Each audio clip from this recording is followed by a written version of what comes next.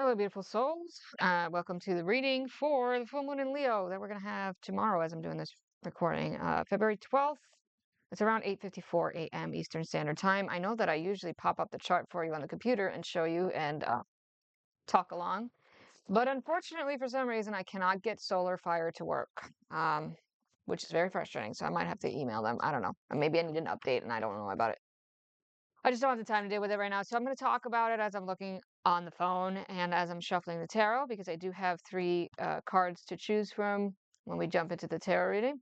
So I'll just quickly talk about it. I didn't want to quickly talk about it. I wanted to spend some time on the astrology part of this full moon. Essentially, we've got a grand cross happening between the full moon, Juno, and Uranus, and the sun still has that conjunction with Mercury at the same time. So the fact that there's a lot on the table about commitments and loyalty and what we are looking for in union. So it's matters of the heart with Leo, right? And the fact that this grand cross with Juno involved and Uranus, there could be some just random, didn't see it coming, things that could take place, but it's forced change. And or it could be, and my guides are saying it doesn't even have to be forced change. It could be the complete opposite of that because it's Uranus, so it's extremes. It could be sort of the implementation of a commitment already in place, being strengthened, being fortified, being, I guess, proven is the word that I'm feeling here. So it's like, what commitments, what loyalties do you have to certain people, places, or things? But when Juno's involved, it usually is people, right? I know that we usually look to Venus for relationships and love and romance and all that. Juno has a similar energy, but here's the thing with Juno, it's about, harvest period and seeing the work um, paying off. Okay. So if it's a relationship, because she is the asteroid and the goddess for marriage, all right, it's Hera, it's goddess Hera here, in opposition to Kronos. Interesting, right? So, or excuse me, Uranus, not Kronos. So, the the feeling of not wasting time. That's just not worth it, right? That's what this full moon is going to tell us. That's what this full moon is going to teach us. Don't waste time. It's learning how to be more productive, learning how to be more effective, learning how to be. Oh, sorry, you could hear my birds flying there. Um, you okay? Anyway, learning how to fly as my birth. Are you okay? Silly bird. Anyway, yeah, learning how to take flight. Thank you. Learning how to make things move as well, because make things go in the direction that you want them to go. Because with Leo, it's if there's no sparkle in the eye, Leo's not going to go for it. Okay? It has to be, the heart has to call for it. The heart has to want it. It's like that Selena Gomez song comes to mind. The heart wants what it wants. That's very full moon in Leo right now, especially with that Mercury still conjunct the sun. Um, our mind and the way that we think we should come across in relationships can take effect with this full moon. It's like the way that we think we are, right? Um, can be completely different with that square over to Uranus. It can be unexpected. Um, but there's a higher perspective, a higher learning here because we have the lower mind and we have the higher mind with Mercury and Uranus involved as well. So there's a lot of layers and a lot of levels to what this full moon is going to show us. So yeah, let's this deck feels shuffled enough. Again, I wanted to do kind of a lower or longer reading on the horoscope, but that's basically the gist of it. The fact that we have that Grand Cross, I think, is the most significant, and that fixed energy that we have with this Grand Cross can move us out of stubbornness that we have been too comfortable with. It's getting comfortable with the uncomfortable. All right. And again, not wasting time. I might even title this video that, because it's really what this full moon is going to show us. Where the hell are you wasting time that's not worth your time? And time is something that we can't get back, right? That's the most it's the most priceless thing that we can have is time. All right. So I have three random things to choose from here for the tarot portion of the reading. A tree for the first group of people. Um, a tea light candle. That's actually not really, it's one of those battery operated ones because I was going to grab the real one, but this one was closest. And then the selenite stick crystal here. All right. Go ahead and take a moment to pause if you need to choose what you want, and I'll see you in your group. All right, group one. What do we have? The fate. Accepting help and guidance. Oh, okay. So, every time all right, I just got this deck, but I've seen this card a few times at this point, and every time it just makes me think of Hercules, the Disney movie. Um, but that's what fate is, right? Like cutting, and I said that in when we were talking about the astrology, not wasting time. If the thread of life is cut, that means that the person is now passing over into the other realm, right? Their life has been cut, and it's time for the next part of their journey as a spiritual person. I'm getting a sense of this full moon is going to show you where. Okay, this is going to sound weird when I say it. Like you need to cut the life out of something. Like you need to cut ties. Oh, is it cord cutting? All right, so this full moon, you're going to be cord cutting. And accepting help and guidance is coming with it. So don't, I think it's accepting help from the universe. This feels more like accepting help from your team of light. Now, if it's accepting help from outside, externally, it can be hard to do if we are a very independent person, and I feel like you are. So accepting help is not really something that you're used to, but you're gonna get used to it. I can tell you that much. Um you're gonna realize that this has to be cut. This has to be done. You have to be finished with it, and there's no way to really move around it. It's like I feel like there's been a time of procrastination or just denial of it, but it's oh, well, as I'm talking about it, look at that. Okay, the lovers and the seven of swords. That's not the best combination.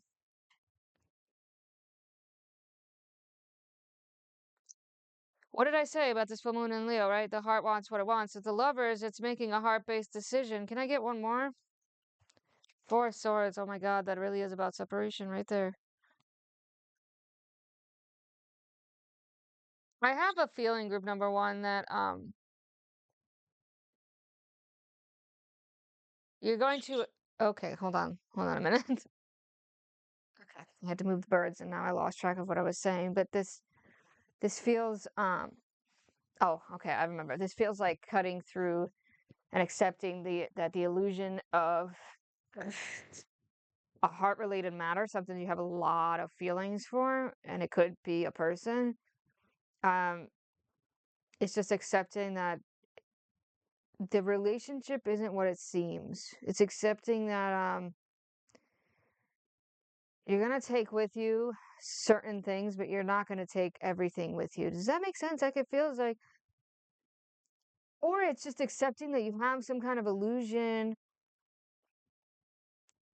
some kind of shadows of the past that you're carrying on your back, And about love, it's like you're you're accepting help from your spirit guides, right? From fate, destiny. I mean, uh, there's a balance of destiny and free will. Of course, there always is, but we can't deny that there is some kind of level of fate. There is, and if astrology teaches us one thing, it's that. It's that there are certain things that are literally written in the stars. Astrology is beautiful for self-growth and self-development, but it's also obvious that patterns, cycles, and rhythms exist in life and on a collective level and also on your personal level. So looking towards those cycles and seeing what kind of cycles revolving love have led you to the path that you are on now, right? But what cycles do you need to accept separation from?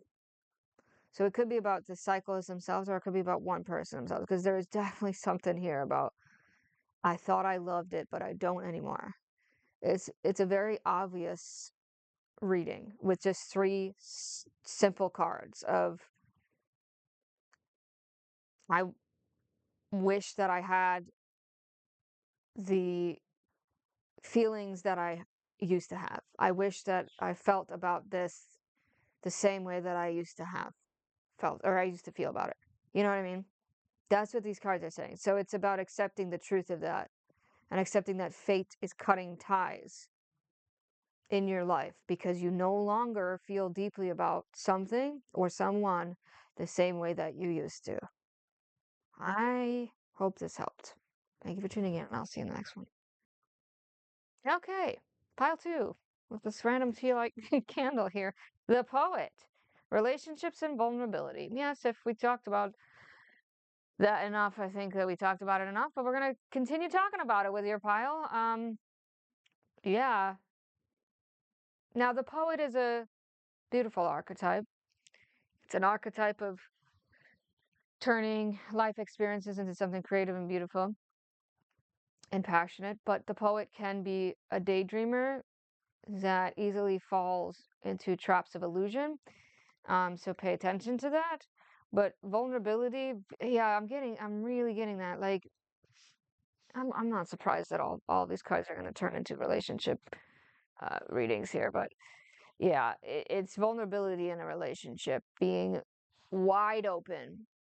These are my scars, these are my wounds, these are my strengths, these are my weaknesses, these are my flaws. Take it or leave it.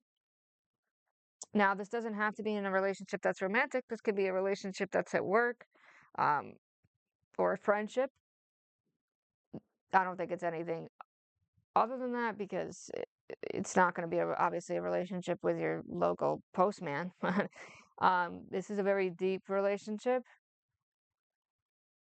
and you are in a very vulnerable position. Yeah, you're in a very open position, which can feel like because when we're that vulnerable, we can feel like we're open to attack.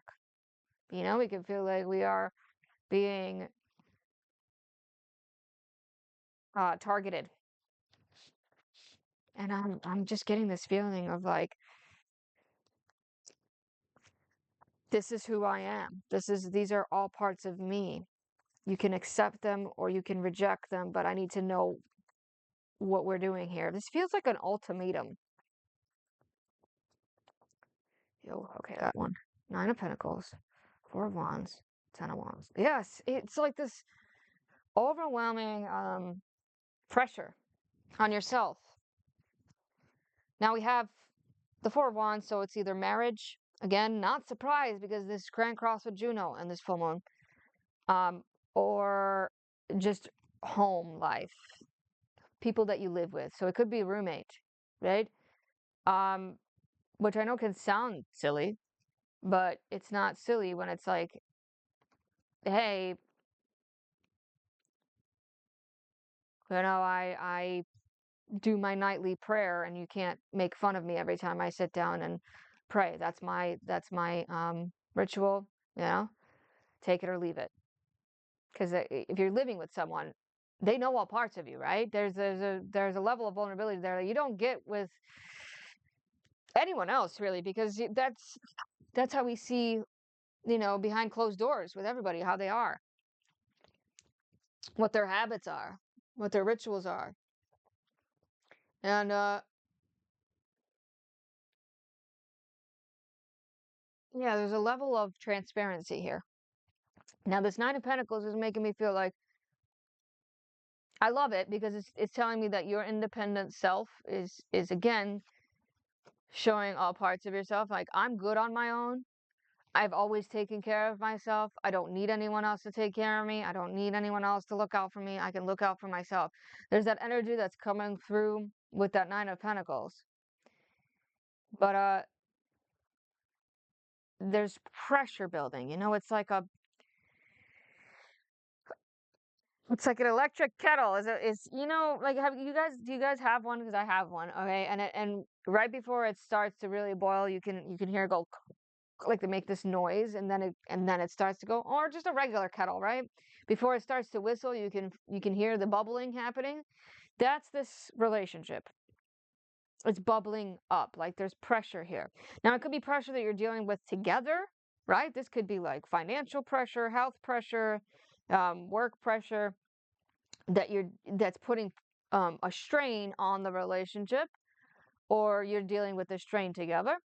But there is a sense of individuality that's coming through the Nine of Pentacles. This the single, not the double, right? That's just the one person, me. Um, Maybe you're just tired of carrying the relationship. Maybe that's the burden and the pressure and the weight, is like the relationship itself has become a burden. Maybe with that Knight of Pentacles, you are the moneymaker, you are the breadwinner, you are the. I mean, I don't like using those words. You are the. Let me say it this way: you're the person that's financially responsible for everyone in the family, everyone at home, and that's putting pressure. And now the vulnerability comes out, and it's like, look, I know I always say that I'll pay for this, or I'll always take care of this, or I'll always do this, but I'm tired. I'm tired. I'm exhausted. I'm overworked. I'm whatever's going on. But there's issues. There's problems, and it's not like I don't see this turning badly. I see this strengthening the relationship. Like, these are problems that are coming up to make the relationship more complete, to make it more raw. Because I think before, maybe there was like some tiptoeing, or there was like walking on eggshells, and it wasn't real. Like, the real problems weren't talked about, and now they're being talked about. So that's the vulnerability that's needed in order to heal the relationship, in order to fix the problems in the relationship. Okay? I hope this helped. Thanks for tuning in. I'll see you in the next one.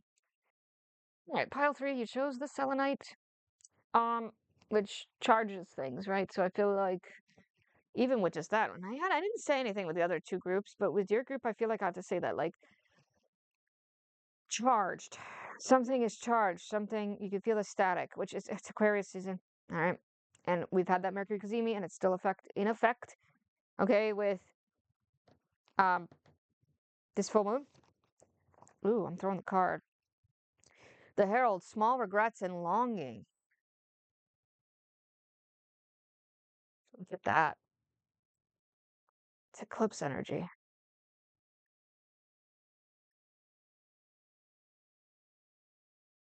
It's the water element. Um, there's almost like a regret for.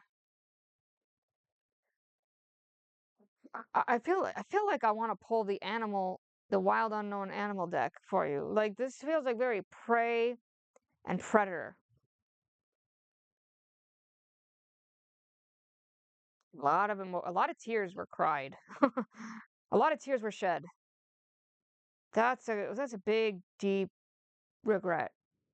Longing for the change of it. So there's a okay. Is this you feeling regretful, or someone else regretting, longing for you? What is going on here? Pile three, what is whoa?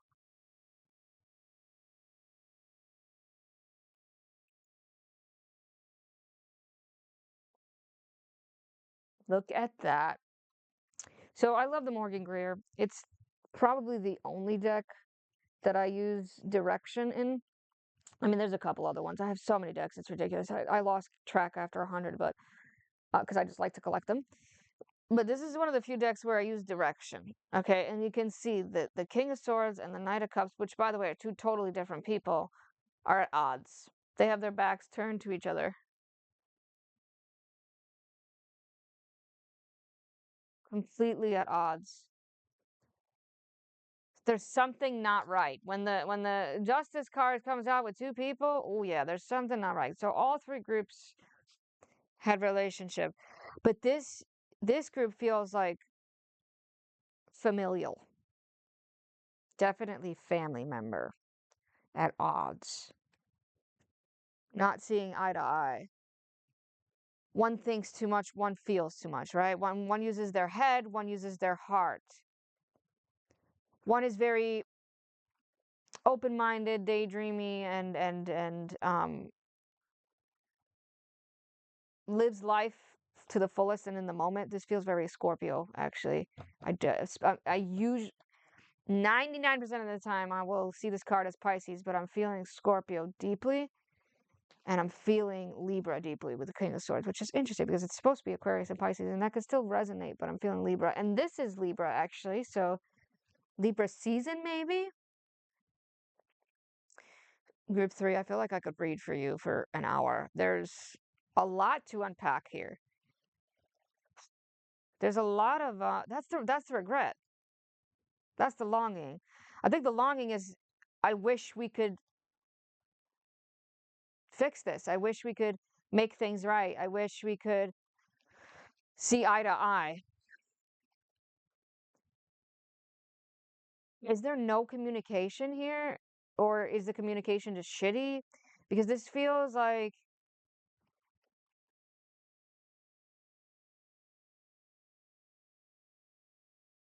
not knowing how to even start to fix things, not knowing how to even get on the same page. It's like you try, you start, and something's always imbalanced, something's always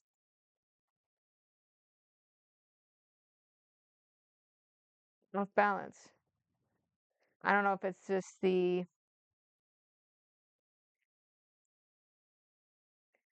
someone do something immoral? Someone did something not right. And that's it. This is the last straw. I'm done. I want to cry. Like I can feel the pain here, this pain. And these are not very painful cards, okay? I'm just intuitively feeling the pain.